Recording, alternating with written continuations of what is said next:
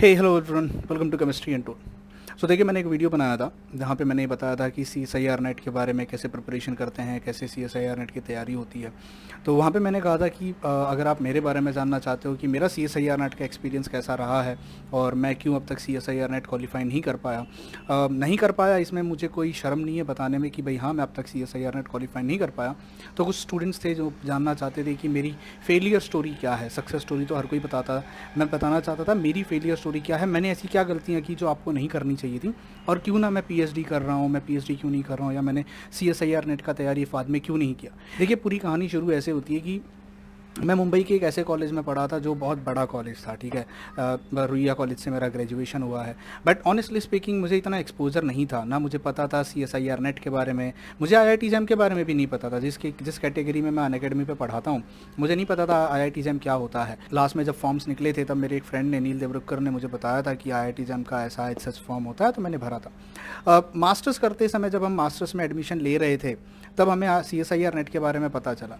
अब बात ऐसी थी कि मेरा जो पहले से प्लान था लाइफ में, भाई मैंने ग्रेजुएशन क्यों किया या मैंने मास्टर्स क्यों किया, उसका रीज़न था कि मुझे पीएचडी करना था और आगे जाके मुझे रिसर्च में फील्ड में जाना था, एंड ये मेरा एक प्लान था। बट अनफॉर्चुनेटली मैं 12th स्टैंडर्ड पास करते ही, due to financial problems and due to family problems, मैं टीचिंग फील्ड में आ गया था और मैं थोड़ा इंडिपेंडेंट होना चाहता था।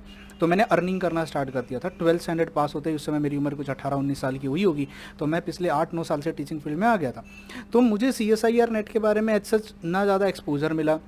और ऑनेस्टली मैं आपको बताता हूँ, मुंबई में ऐसा इतना क्रेज़ नहीं है। आप अगर मुंबई में, अगर मैं आपको ऑनेस्टली बता रहा हूँ, मुंबई में जो ग्रेजुएशन या पोस्ट ग्रेजुएशन जो होती है, वहाँ पे CSIR नेट का या IIT जैम का, BHU का, DU का, टाइफर का, या ये जो कॉम्पिटिटिव एग्जाम्स होते हैं या जो बड़े बड़े इंस्टीट्यूट्स होते हैं, इनका इतना क्रेज़ नहीं है। इवन तो मुंबई एक बहुत बड़ी मेट्रोपॉलिटन सिटी है, यहाँ पे आई डोंट नो ये है, अब आया है कि नहीं आया मुझे नहीं पता। जब मैं बैक 2015 में पढ़ता था तब मुझे एज सच, क्योंकि ना मेरे फ्रेंड्स ज़्यादा अवेयर थे उस सब चीज़ों के बारे में, ना मैंने कभी टीचर्स के मुँह से ज़्यादा इन सब एग्जामिनेशंस के बारे में कभी सुना, ना ही कभी हमारे कॉलेज में या लेक्चर्स में या यहाँ वहाँ पे कभी अच्छा। और उस समय ऑनलाइन प्लेटफॉर्म्स भी नहीं थे।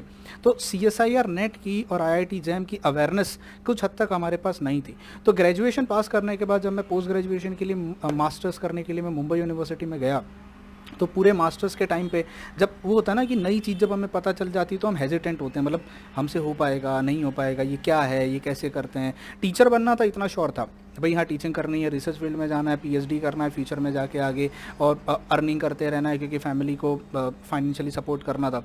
तो पूरे मास्टर्स के दौरान मेरे बहुत सारे फ्रेंड्स थे जो एग्ज़ाम देने के लिए पूना जाते थे। मुंबई का जो सेंटर लगता है वो पुणे में लगता है। मैंने कभी अटैम्प्ट ही नहीं किया जाने CSIR नेट का। रीज़न था, डर लगता था। डर इस बात का लगता था कि जब प्रिपरेशन ही नहीं हुई है, तुमने कभी CSIR नेट का सिलेबस नहीं देखा, मुझे तो पता भी नहीं था सिलेबस क्या होता है, मुझे तो ये भी नहीं पता था कि CSIR नेट का एग्ज़ाम कंडक्ट कौन करवाता है, कैसा होता है। मेरे फ्रेंड मुझसे कहते थे, यार योगी तू एग्ज़ाम दे ले, तो पक्का पास हो जाएगा, तो टीचिंग करता है, तेरे को तो इतना सब आता है, तू दे देगा। मेरा कभी हिम्मत ही नहीं हुआ करने का। तो मैंने पूरे मास्टर्स के दौरान एक बार भी CSIR नेट का एग्ज़ाम नहीं दिया। बाद में जब धीरे धीरे जैसे जैसे पता करने चलने लगा कि भाई हाँ ऐसा एग्ज़ाम होता है, तो हमारे मुंबई यूनिवर्सिटी के बहुत सारे स्टूडेंट्स जो होते हैं वो हैदराबाद जाते हैं। आई डोंट नो क्या रीज़न है, बट हैदराबाद, कुछ मे बी शायद कुछ टीचर्स थे जो वहाँ से पढ़ के आए थे हैदराबाद से। हैदराबाद में बहुत सारी कोचिंग क्लासेस हैं। अगर आप हैदराबाद में नारायणगुड़ा की बात करो, और वहाँ पे उस एक पूरा जो रीजन है, जैसे दिल्ली का एक मुखर्जी नगर है जहाँ पे IPS IAS की तैयारी होती है, वैसे ही नारायणगुड़ा हैदराबाद में एक जगह है जहाँ पे ये बहुत सारी कोचिंग क्लासेस हैं। ज़्यादा तो नहीं है, मैं कहूँगा 4-5 कोचिंग क्लासेस हैं। तो हमको यहाँ से जब पता चलने लगा तो हमने डिसाइड किया कि चलो हम भी प्रिपरेशन करने के लिए जाते हैं। तो हमने हैदराबाद के लिए ट्रेन पकड़ा एंड वी वेंट। तो हम 2017 में जून जुलाई के आसपास हैदराबाद गए। अब हैदराबाद की प्रॉब्लम ये थी, हम सोच के गए थे कि हैदराबाद में हम कोचिंग क्लासेस लगाएंगे। हम 5 दोस्त थे, ठीक है, हम 5 फ्रेंड्स थे, हम रेंट पे घर लेके रहेंगे, हमने सब कुछ इंतजाम कर लिया था। अब प्रॉब्लम सबसे बड़ी ये हुई कि हैदराबाद जाते समय मैं तो माइंड से बड़ा क्लियर था कि मैं सेल्फ स्टडी करने वाला हूँ, क्योंकि मुझे कोचिंग क्लासेस कभी जमा ही नहीं है। ऑनेस्टली स्पीकिंग, फ्रेंकली स्पीकिंग, मुझे कोचिंग के अंडर कोई पढ़ाए तो मैं पढ़ूँ, मुझे वो फंडा नहीं समझ में आता। मुझे अपना खुद का स्पेस चाहिए, मुझे अपना खुद का टाइम चाहिए। मैं स्लो लर्नर, मुझसे नहीं होता ना, 1 घंटे में हम क्रैश कोर्स करा देंगे, हम तुमको एग्जाम पॉइंट ऑफ व्यू पढ़ा देंगे, मुझसे नहीं होता वो। मतलब मैं एक्सेप्ट करता हूँ, मैं वेरी स्लो लर्नर। आप मुझे कोई टॉपिक दो नया, तो मुझे शायद कभी कभी तो 2 हफ्ते लग जाते हैं उसको पढ़ने में, कभी कभी 1 हफ्ता लग जाता है, पर एक बार पढ़ता हूँ, एक बार वो पढ़ के हो गया, फिर मुझे लाइफ टाइम याद रहता है। तो I am a very slow learner. तो जब हम हैदराबाद गए तो मैंने पहले डिसाइड कर रखा था कि मैं कोई भी कोचिंग क्लासेस ज्वाइन नहीं करूँगा। हमने रेंट पे घर लिया, मेरे फ्रेंड्स थे वो कोचिंग क्लासेस अटेंड करने के लिए गए। अब प्रॉब्लम वहीं से शुरू होगी कि जब वो कोचिंग क्लासेस में जाके बैठे, हैदराबाद की बहुत फेमस कोचिंग क्लासेस थी। सबसे बड़ी प्रॉब्लम बताता, मैं कोचिंग क्लास को क्रिटिसाइज नहीं कर रहा हूँ, वो अपने आप में बहुत सही है, बहुत बढ़िया है वो जो कर रहे हैं काम, and they are really good. Problem सबसे बड़ी ये हो जाती है कि वहाँ का कल्चर है कि एक बड़ा हॉल होता है जहाँ पे 200-300 बच्चे बैठते हैं, 200-300 बच्चे बैठ के लेक्चर अटेंड करते हैं। एक टीचर है जो सारे सब्जेक्ट पढ़ाता है। कब कुछ कुछ कोचिंग क्लासेस में मल्टीपल टीचर्स हैं, कुछ कुछ कोचिंग क्लासेस में एक ही टीचर है जो सारे टॉपिक्स पढ़ाते हैं। They are very famous teachers, ठीक है। प्रॉब्लम टीचर से भी नहीं है, प्रॉब्लम ये नहीं है कि 5 टीचर पढ़ाते हैं, एक ही टीचर पढ़ाता है, ठीक है। अभी बंदा अगर कोई एक है जो सारे टॉपिक्स पढ़ा सकता है तो क्या प्रॉब्लम है। प्रॉब्लम यहाँ से शुरू होती है कि हमारे यहाँ मुंबई में स्पेशलाइजेशन होता है। जैसे कि अगर मैं मास्टर्स के फर्स्ट ईयर में हूँ तो मुझे फिजिकल, ऑर्गेनिक, इनऑर्गेनिक सब पढ़ना पड़ता है, पर सेकेंड ईयर में सिर्फ फिजिकल केमिस्ट्री पढ़नी पड़ती है। तो अब आप सोचिए, फर्स्ट ईयर में मैंने ऑर्गेनिक जैसे तैसे पास किया, इनऑर्गेनिक जैसे तैसे पास किया, फिजिकल मुझे लेना था, मैंने सेकेंड ईयर में फिजिकल पढ़ा। 6 महीना में हमारे यहाँ प्रोजेक्ट वर्क होता है, रिसर्च कल्चर है कलीना में, मैंने कलीना का एक वीडियो बनाया, अगर आप देखोगे। हमने फिजिकल केमिस्ट्री के टच में थे, ऑर्गेनिक हम भूल गए, इनऑर्गेनिक हम भूल गए। अब इनऑर्गेनिक में जो बच्चा सेकंड ईयर में था मास्टर्स के, उसने इनऑर्गेनिक को और डिटेल में पढ़ा होगा, हमने नहीं पढ़ा। ऑर्गेनिक को उन्होंने और डिटेल में पढ़ा होगा, हमने नहीं पढ़ा, हमने तो फिजिकल को डिटेल में पढ़ा। अब जब हम हैदराबाद के कोचिंग क्लासेस में जाकर बैठे, वहाँ का कल्चर पढ़ाने का ऐसा था, हम जिस कोचिंग क्लासेस में गए, मेरे फ्रेंड, शायद हम गलत कोचिंग क्लासेस में चले गए, no comments about coaching classes. वहाँ पे उन्होंने क्या किया, डायरेक्ट ऑर्गेनोमेटेलिक स्टार्ट किया, पहला लेक्चर, और ऑर्गेनोमेटेलिक्स में भी डायरेक्ट ब्रेन्स, क्लेडो, नीडो, एरेक्नो। भाई हमारे यहाँ पे हमने क्लेडो, नीडो, एरेक्नो का नाम ही नहीं सुना था मास्टर्स फर्स्ट ईयर तक, क्योंकि हमने तो फर्स्ट ईयर के बाद सेकंड ईयर में हम फिजिकल में चले गए थे। हमारे में से कोई भी इनऑर्गेनिक का नहीं था, हम मोस्टली सारे फिजिकल केमिस्ट्री वाले थे। तो हम देख के डर गए, मतलब ये क्या है, ना कोई बेसिक्स बताया, ना कहाँ से आया। मतलब he was right on his place कि भैया अगर आप CSIR नेट की तैयारी करने आए हो, अगर आप 6 महीने में पढ़ना चाहते हो, तो 6 महीने में मैं आपको इनऑर्गेनिक केमिस्ट्री के बोरिन से स्टार्ट नहीं करूँगा, मैं डायरेक्ट क्लेडोनीडो से स्टार्ट करूँगा। He is right on his place. ये वो उनके लिए था जिनको ऑलरेडी पहले से बहुत कुछ आता था, उनके लिए वो कोर्स बहुत परफेक्ट था, वो क्रैश कोर्स। जैसे आज अगर मैं हैदराबाद जाऊँ तो शायद आज मेरे लिए वो कोर्स बहुत ही सोने पे सुहागा वाली बात होगी, क्योंकि आज मुझे बहुत कुछ आता है। उस समय आई वॉज ब्लैंक, मतलब मेरी एक्सपेक्टेशन ज़ीरो थी, एंड जो सर पढ़ा रहे थे वो 2-4 कदम ऊपर से पढ़ा रहे थे। तो मैं जब उनको देख रहा था मुझे लगता है ये क्या चल रहा है, हम सारे डिमोटिवेट हो गए।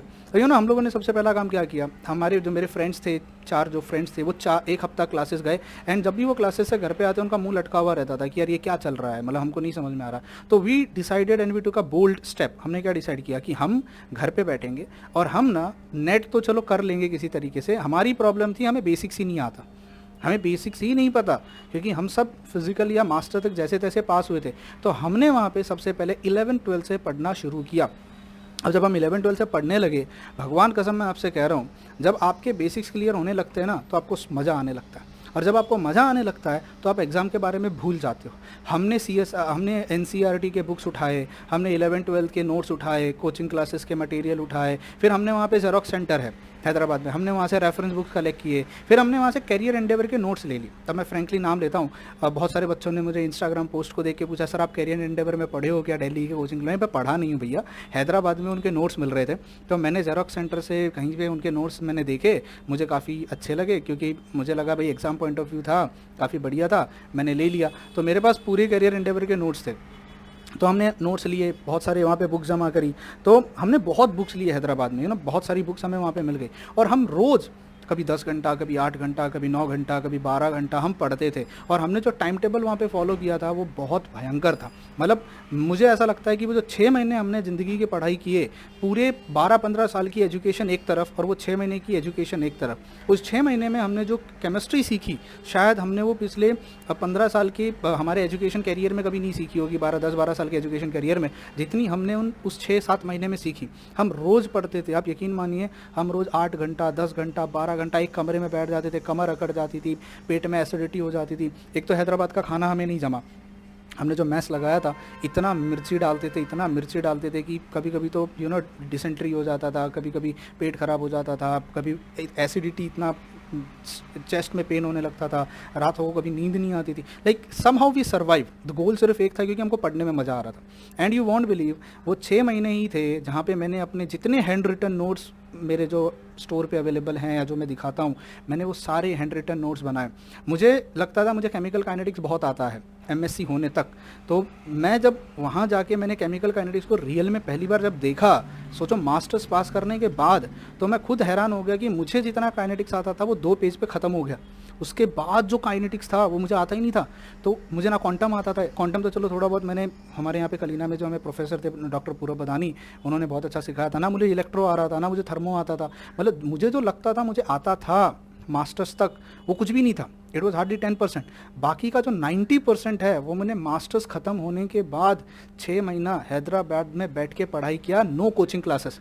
ये बहुत कम लोगों को पता है, मैं शायद पहली बार किसी को बता रहा हूँ कि हमने हैदराबाद में कोचिंग क्लासेस नहीं लगाई थी। हम सिर्फ 1 हफ्ता गया था। मैं तो 1 हफ्ते भी नहीं गया था, मैं तो गया ही नहीं था। मैं सिर्फ घर पर बैठ के पढ़ाई कर रहा था। मेरे फ्रेंड्स 1 हफ्ता जाके आए थे, उसके बाद उन्होंने भी छोड़ दिया था। सब ने हमने बैठ के हैदराबाद में 6 महीना घर पे बैठ के पढ़ाई किया। और भगवान कसम जो टाइम टेबल हमने फॉलो किया, जो डेडिकेशन हमने वहाँ पे लगाई, उसके बाद सबसे बड़ी प्रॉब्लम क्या होगी पता? जब हम पढ़ने बैठे हमें केमिस्ट्री समझ आने लगी। पहली बार हमें ऐसा लगने लगा कि यार केमिस्ट्री आती है, एटॉमिक स्ट्रक्चर। हम आपको मैं बताऊं, हम मुझे अभी भी याद है, हमने फ्लोर पे मार्कर से डायग्राम बनाया था ऑर्बिटल का, क्योंकि मुझे समझाना था। हमने दीवारों पे हम डायग्राम बनाते थे, हम कुछ अजीब अजीब चीज़ें बनाते थे समझने के लिए। It was fun. हम 3 दोस्त थे, 4 दोस्त थे जो सामने बैठे रहते थे। कभी कोई डाउट आया तो एक दूसरे से पूछ लेते थे, बुक्स रीड करते थे, अंडरलाइन करते थे, डिस्कशन करते थे, डाउट पूछते थे, आर्ग्यू करते थे, एक दूसरे को रॉन्ग प्रूव करते हैं। That was the way we studied and it was amazing. बहुत सुपर मज़ा आया। बट इन सब चीज़ों में हम भूल गए कि हमें CSIR नेट का एग्ज़ाम देना है। अब सबसे बड़ी प्रॉब्लम आपको बताऊं क्या होती है, जो बच्चे मुझे सुन रहे हैं, there are 2 types of studies. एक होता है एग्ज़ाम बेस्ड स्टडीज़, एक होता है नॉलेज बेस्ड स्टडीज़। जब आप एग्ज़ाम बेस्ड स्टडी करते हो ना, तो आप काफ़ी लिमिटेड होते हो। मतलब ये चीज़ें हैं, ये इंपॉर्टेंट है, ये नहीं है। सिलेक्टिव पढ़ाई जिसको कहते हैं। जैसे आपको एक एग्जाम्पल बताता हूँ। आप घर से निकलते हो और आपको मार्केट में एक दुकान पे एक सामान लेने जाना है। तो जब आप घर से निकलते हो, आप सीधा दुकान पे जाते हो, कहाँ सामान लेते हो और सीधा घर पे आते हो। पर जब आप मार्केट में टहलने निकलते हो बाज़ार में, तो आप कभी यहाँ जाते हो, कभी वहाँ जाते हो। ये अच्छा लगा तो यहाँ निकल जाओगे, वो अच्छा लगा तो वहाँ निकल जाओगे, और फिर कुछ सामान लगेगा तो लेके आ जाओगे। हमारे साथ सिचुएशन यही हुई। प्रॉब्लम क्या हो गई, हमने एग्ज़ाम हम भूल गए कि CSIR नेट देने आए हैं हम हैदराबाद, हमें एग्ज़ाम क्वालिफाई करना है, हमें एग्ज़ाम पास करना है। हमको सिर्फ मज़ा आने लगा। मज़ा की मतलब, मेरे को डायलॉग याद आ रहा मिर्ज़ापुर का कि शुरुआत मजबूरी में की थी पर फिर मज़ा आने लगा। सीरियसली, मतलब हमने मजबूरी में पढ़ना स्टार्ट किया क्योंकि हमें कोचिंग क्लासेस में कुछ समझ में नहीं आ रहा था। पर जब हम पढ़ने लगे तो हमें मज़ा आने लगा। और हम जून गया, जुलाई गया, अगस्त गया, सितंबर गया, अक्टूबर आया। जब अक्टूबर नवंबर आने लगा तब हमें एहसास हुआ यार नेट का एग्ज़ाम का क्या होगा। हमने S ब्लॉक पढ़ा, P ब्लॉक पढ़ा, हमने D एंड F ब्लॉक पढ़ा। सारी चीज़ें नई थी हमारे लिए। हमने कभी S ब्लॉक नहीं, 11 12 तो हम सबको पता हम कैसे पढ़ते हैं। हम लोग एवरेज स्टूडेंट थे, you can say only marks से जज नहीं करना होता किसी को। हम लोग एवरेज स्टूडेंट थे, बस किसी तरीके से इज्जत बचा के पेपर लिख के, हम सबको पता है पेपर कैसे देते हैं हम सब। लास्ट के कुछ दिनों में पास। आपको मैं बेस्ट एग्जांपल देता हूँ। मुझे MSc में पढ़ते समय मेरे फर्स्ट सेमेस्टर में परसेंटेज 62 आए थे। सेकेंड सेमेस्टर में 63 64 के आसपास आए थे। थर्ड सेमेस्टर में 65 से कुछ आए थे। आई डोंट रिमेंबर एग्जैक्टली कितने थे। आप यकीन नहीं मानोगे, मेरे को स्पेक्ट्रोस्कोपी में C ग्रेड है। I got C grade in spectroscopy. But last semester में मैंने 1 हफ्ते 2 हफ्ते की छुट्टी ली कोचिंग क्लासेस से। मैंने बैठ के रट्टा मारा और जो प्रोफेसर्स ने लिखाए थे वो जाके मैंने आंसर रिप्रोड्यूस कर दिए। मुझे 80% आ गया। तो हम सबको पता है परसेंटेज और मार्क्स जो होता है वो डिपेंड करता है आप कितना अच्छा रट्टा मार सकते हो और कितना अच्छा रिप्रोड्यूस कर सकते हो। बट एक्चुअल नॉलेज जो होती है उसको टाइम लगता है। हमने हैदराबाद में पढ़ने के चक्कर में इतना टाइम यूज़ कर लिया, हैंड रिटन नोट्स बनाया। अगर आप मेरे नोट्स देखो, उन नोट्स को बनाने में कितना टाइम लगेगा। मेरा इलेक्ट्रो का, थर्मो का, काइनेटिक्स का नोट्स देखो, पूरा हैंड रिटन है वो सब, 1 पेज पे शॉर्ट में सब बनाना। सो हम लोगों का 5 महीना ऐसे ही चला गया। लास्ट में जब हमें एहसास हुआ कि नेट के पॉइंट ऑफ व्यू से पढ़ना था, ठीक है, उसके बाद हम जब पढ़ने लगे तो हम लोगों ने एक सबसे बड़ी गलती कर दी। हम लोगों ने ना तो कोई टेस्ट पेपर दिया, ना हमने कोई टेस्ट सीरीज़ लगाई, ना हमने प्रीवियस ईयर क्वेश्चन पेपर का बहुत तगड़ा एनालिसिस किया। हमने सिर्फ पढ़ा। अगर कोई पूछता क्या केमिकल काइनेटिक्स आता है, हाँ आता है, पर उसमें नेट पॉइंट ऑफ व्यू कितना इंपॉर्टेंट है ये नहीं पता था। प्रीवियस ईयर में क्या क्या आएगा नहीं पता था। वहीं हमारी सबसे बड़ी प्रॉब्लम हो गई। मतलब 6 महीने में नॉलेज बहुत मिली।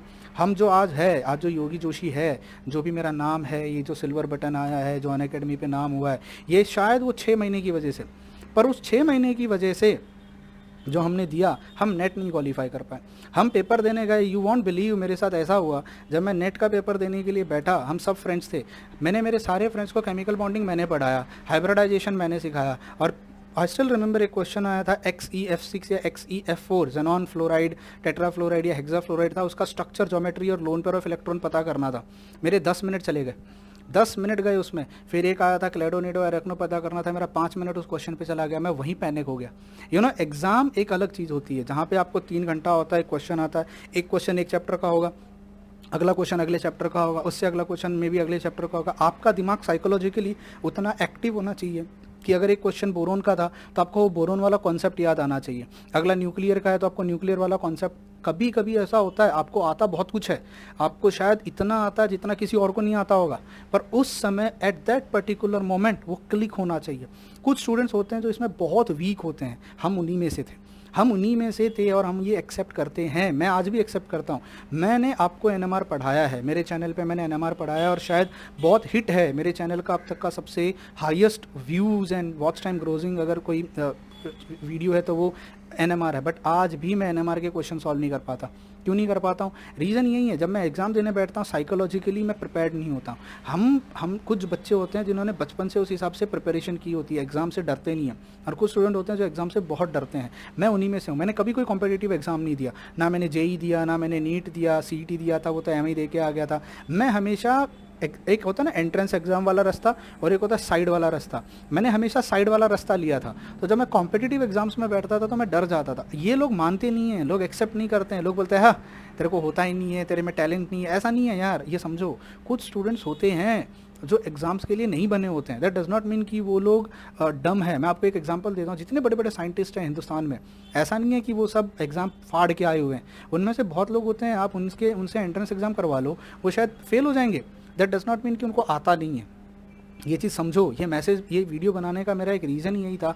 बहुत सारे स्टूडेंट्स हैं जो एंट्रेंस एग्ज़ाम क्वालिफाई नहीं कर पाते, वो अपने आप को अंडर एस्टिमेट कर देते हैं, वो अपने आप को ऐसा समझ लेते हैं कि हमसे ज़िंदगी में कुछ नहीं हो पाएगा। क्यों? क्योंकि हम एक एग्ज़ाम पास नहीं कर पाए। क्यों? क्योंकि हम 3 घंटे के उस टाइम पीरियड में जो 60 क्वेश्चन या 70 क्वेश्चन आए थे, हम उनको सॉल्व नहीं कर पाए, हम घड़ी के साथ भाग नहीं पाए, इसीलिए हम डम हैं। और ऐसा वो खुद को अज्यूम कर लेते हैं और अपनी पूरी ज़िंदगी उस अजम्पशन में बिता देते हैं। This is absolutely wrong. मैं ऑनेस्टली कह रहा हूँ, ये नहीं जस्ट बिकॉज आपने कोई कॉम्पिटिटिव एग्जाम क्वालिफाई नहीं किया या आप नहीं कर पा रहे हो, दैट डज़ नॉट मीन कि आप डम हो, आप बेकार हो या आपको नहीं आता है। बड़े बड़े प्रोफेसर्स, बड़े बड़े IIT के टीचर्स, बड़े बड़े साइंटिस्ट, ये जो नासा में काम करने वाले हैं, BARC में काम करने वाले हैं, फॉरेन कंट्रीज़ में आप देखो, ऐसा नहीं है कि वो सब कॉम्पिटिटिव एग्जाम्स में ऑल इंडिया रैंक 1 लेके आए हुए होते हैं। They are very very average, below average students होते हैं जो फ्यूचर में जाके साइंटिस्ट बनते हैं। प्रॉब्लम है कि आप अपने आप को जज मत करो किसी कॉम्पिटिटिव एग्जाम की डिग्री पे, किसी कॉम्पिटिटिव एग्जाम के AIR पे। हाँ, कॉम्पिटिटिव एग्जाम को पास करना अपने आप में एक बहुत बड़ी बात होती है। इसका मतलब ये नहीं है कि जिसने CSIR नेट पास कर लिया वो उसको आप अलग नज़रों से देखो। पास किया बहुत अच्छी बात है, आप में एक टैलेंट है, but that does not mean कि मेरे में कोई टैलेंट नहीं है, मेरे में कोई टैलेंट नहीं है। बहुत सारे स्टूडेंट्स होते हैं जो ये सोच लेते हैं। तो आप एक गलती समझ रहे हो हमने क्या किया? हमने सबसे बड़ी गलती क्या किया? अब उसको गलती नहीं कहूँगा, हमने एक स्मार्ट काम किया। हमें नॉलेज बहुत आ गई, पर हम कॉम्पिटिटिव एग्जाम की तरीके से नहीं समझ पाए। आपकी नॉलेज ऑब्वियसली मैटर करती है, पर कॉम्पिटिटिव एग्जाम्स के लिए आपने किस तरीके से प्रिपेयर किया है वो बहुत मैटर करता है। आपको मैं क्लेडिन पढ़ने बोल दूं, आपने 1 साल क्लेडिन पढ़ते रहे और आप सोचते हो मैं ऑर्गेनिक में टॉप मार लूँगा, जी नहीं। आपको नॉलेज आएगी, बहुत नॉलेजेबल इंसान रहोगे, पर दैट डज नॉट मीन कि आप कॉम्पिटिटिव एग्जाम क्रैक कर लोगे। कॉम्पिटिटिव एग्जाम्स को क्रैक करने के लिए आपको मेंटली, साइकोलॉजिकली उस हिसाब से पढ़ाई करनी पड़ती है। You have to be ready for competitive exams. तो बहुत सारे बच्चों को मैं देखता हूँ, दे आर वेरी स्मार्ट। मैं अपने पर्सनल एग्जांपल्स दे रहा हूँ। मैं मेरे खुद के बहुत ऐसे फ्रेंड्स को जानता हूँ जो शायद इतने स्मार्ट हैं, उनकी स्मार्टनेस, मैं उनके सामने कुछ भी नहीं हूँ, बट स्टिल वो कॉम्पिटिटिव एग्जाम क्वालिफाई नहीं कर पाते हैं। आज I have a friend who is in NCL, national chemical laboratory में, she is doing PhD over there. वो अभी तक कॉम्पिटिटिव एग्जाम क्वालिफाई नहीं कर पाई है CSIR नेट, बट अभी रिसेंटली मेरी उससे बात हो रही थी, उन्होंने पेटेंट करवा लिया and she is working under one of the great scientist of India right now currently. Then I have got a friend जिन्होंने मेरे टाइम पे मुंबई यूनिवर्सिटी में टॉप किया था। उस समय उन्होंने, she was a topper of, gold medallist थी वो मुंबई यूनिवर्सिटी की, but she could not qualify CSIR NET. She could not, but that does not mean कि वो डम है या उसमें उतनी कैपेसिटी नहीं है, कैपेबिलिटी नहीं है. She has got a different type of talent. उसके पास एक अलग टाइप ऑफ टैलेंट है, मेरे पास एक अलग टाइप ऑफ टैलेंट है, आपके पास एक अलग टाइप ऑफ टैलेंट है. प्रॉब्लम यहीं आ जाती है कि हम एक रेस लड़ते हैं जहाँ पर हम सब एक ही चीज़ को लेके सबको जज करते हैं. जिसने CSIR नेट क्वालिफाई किया वो स्मार्ट है, जिसने नहीं किया वो डम है. और जो नहीं कर पाता है वो अपने आप को इतना डीमोटिवेटेड फील करता है कि फिर वो छोड़ देता है, वो ऑल्टरनेटिव रास्ता कभी नहीं निकालता. तो आप ये मत करना. अगर आप कॉम्पिटिटिव एग्ज़ाम्स की तैयारी कर रहे हो, मैं 2 मैसेजेस दे रहा हूँ. अगर आप कॉम्पिटिटिव एग्ज़ाम्स की तैयारी कर रहे हो तो सबसे पहले एग्ज़ाम पॉइंट ऑफ व्यू पढ़ो, सिलेबस क्या है, कैसे प्रिपरेशन करते हैं, किस टॉपिक पे फोकस करते हैं, कौन सा टॉपिक इंपॉर्टेंट है. टेस्ट सीरीज़ सबसे इंपॉर्टेंट है, पेपर एनालिसिस टेस्ट सीरीज़ सबसे इंपॉर्टेंट है. क्या आप 3 घंटा बैठ के खुद को उस तरीके से साइकोलॉजिकली प्रिपेयर कर रहे हो? तो मेरा मैसेज आप लोगों के साथ यही है. ये जो मैंने इतना लंबा वीडियो बनाया, मैं 22 मिनट से बकवास कर रहा हूँ. देखो, कॉम्पिटिटिव एग्ज़ाम्स अगर आप दे रहे हो, सबसे पहले टेक्निक और तरीका सीख लेना. दूसरी बात, अगर गलती से कॉम्पिटिटिव एग्ज़ाम पास नहीं कर पाए, मल्टीपल टाइम्स करने के बाद भी नहीं कर पाए, आपका नुकसान नहीं होगा. क्यों? क्योंकि उस कॉम्पिटिटिव एग्ज़ाम्स के चक्कर में आपने जो नॉलेज ली होगी वो कभी वेस्ट नहीं जाएगी. अगर मैंने हैदराबाद में ईमानदारी से मेहनत नहीं करी होती तो आज मैं जिस मुकाम पे भी खड़ा हूँ या जो भी मेरा नाम है, जो लोग मुझे जानते हैं, शायद वो नहीं होता. मैं भी शायद कहीं पे एक नौकरी कर रहा होता छोटी सी, कहीं पे मुझे गुमनाम ज़िंदगी जी रहा होता जहाँ मुझे कोई नहीं जानता. अगर आज आप मुझे सुन रहे हो तो ये इसलिए हुआ क्योंकि मैंने ईमानदारी से वहाँ पे उस 6 महीने की जो मेरी मेहनत थी उसने मुझे वो फल दिया.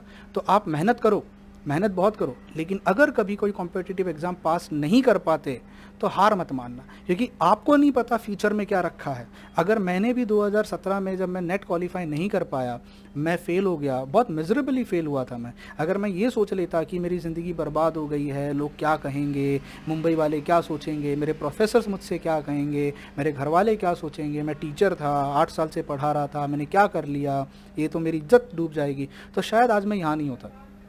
ठीक है, बिकॉज हमको नहीं पता होता फ्यूचर में क्या होने वाला. तो ऑलवेज बी पॉजिटिव. आप एक एग्ज़ाम को आपका फ्यूचर डिसाइड मत करने दो. एक डिग्री को या एक रैंक को, एक ऑल इंडिया रैंक को आपका फ्यूचर डिसाइड मत करने दो. कभी कभी ज़िंदगी आपके साथ ऐसा कुछ तोहफा दे देगी जो आपको पता भी नहीं चलता है. शायद आपके नसीब में वो चीज़ ही नहीं थी. भगवान शायद आपके लिए कोई एक अलग सा रास्ता निकाल के देना चाहता है जहाँ आप बहुत तरक्की करोगे, बट आप कहीं और फोकस्ड हो. तो कभी कभी जब आप एग्ज़ाम पास नहीं कर पाते या जो आपको चाहिए वो आपको नहीं मिल पाता, तो गिव अप मत करो. लाइफ में गिव अप मत करो. तो मैं उम्मीद करता हूँ कि ये जो मैंने इतनी देर से बैठ के बकवास करी, एक कैजुअल वीडियो मैंने आप लोगों के लिए बनाया. कुछ स्टूडेंट्स का मेरे पास मैसेज आया, वो जानना चाहते थे कि मैंने हैदराबाद में एग्ज़ाम्स क्यों नहीं पास कर पाया. तो एक ही कारण था, बहुत पढ़ाई की. क्योंकि एक इंसान जो भूखा हो, अगर उसे रोटी मिल जाए तो वो टूट पड़ता है. तो ऐसे ही हमको कुछ नहीं आता था MSc तक, और उसके बाद सडनली जब हमें इतनी सारी नॉलेज सामने मिली तो हम भूखे लोगों की तरह से मतलब ना कूद पड़े, टूट पड़े. और वो इतना नॉलेज लेने के चक्कर में हम ये भूल गए कि हम एग्ज़ाम देने के लिए हैदराबाद में आए थे और मैं एग्ज़ाम पास नहीं कर पाए. ट्रस्ट मी, बुरा लगता है. कॉम्पिटिटिव एग्ज़ाम आज तक पास नहीं कर पाया. जब मैं वीडियोस बनाता हूँ तो मेरा भी मन करता है मैं भी नीचे लिखूँ all India rank this exam /NET GATE JAM फलाना धिकड़ा. मन मेरा भी बहुत करता है, बट बुरा लगता है ये देख के कि इतना बड़ा चैनल होने के बाद भी मैं कॉम्पिटिटिव एग्ज़ाम पास नहीं कर पाया. पर ठीक है, इट्स ओके, इट्स फाइन. तो उम्मीद करता हूँ कि आप इस मैसेज को अपने पास हमेशा रखोगे, और अगर कभी कोई एग्ज़ाम फेल हो जाते हो तो गिव अप नहीं करोगे. ठीक है, till then bye bye, take care and God bless you all. Touch में रहो, अपना ध्यान रखो, परिवार का ध्यान रखो, एंड स्टे मोटिवेटेड.